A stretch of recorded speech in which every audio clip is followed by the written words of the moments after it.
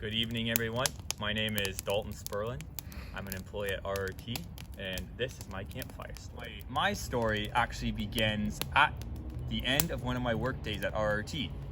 I was heading home on 71, stuck in a lot of traffic. You know, I had a couple days, free time ahead of me, a couple days off, and I was thinking, man, can't wait to get home and do nothing, and just enjoy this time off. But sitting in that traffic, I was like, man, I'm tired of sitting here doing nothing. And I realized I shouldn't be excited to go home and do nothing if I'm upset doing nothing right now. So when I got home, by that time it was probably 8:45, 9ish, I looked up a hike that I've been looking at, the Black Mountain Crest Trail in North Carolina.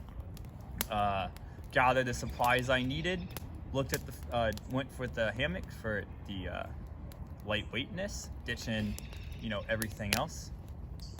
No stove or anything. I just went with no need to cook meals. Woke up, set my alarm for 4 in the morning, got a couple winks of sleep, and woke up and started heading to North Carolina. It's about a 6-hour drive from here. Started checking the forecast. It looked like it was going to rain. And there's one thing about hammock camping. It's if you don't have a rain fly, you can get wet. So I'm like, well, shoot, I'm all the way out here. So I, start looking at all these shops. None of them have rain flies, of course, because they're giant big box stores. And then, so I'm like, it won't be that wet. I begin the hike and it's going great. I make great time. I don't know my mileage and time, because just by myself, I really wasn't rushing a group.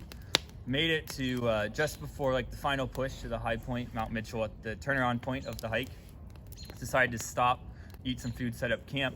And something odd about this place I've never really noticed in any place I've backpacked before is the amount of black bear signs in the backcountry. There is probably one on every tree. I think one tree had 7 signs, just warning about black bears. And I hadn't really considered this going into my journey.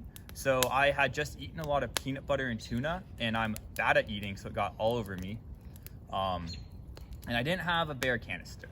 So I said, oh well, if I get eaten, I get eaten. And I sat in my tent, or my hammock, covered in these juices as the rain started to pour down on me. And I was just thinking about all those bears and all the food I had on me. And the rain kind of picked up a bit.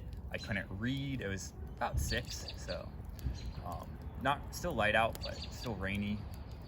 And then I weighed my options, packed everything back up, walked all the way back down this giant hill, and went to sleep, or went home.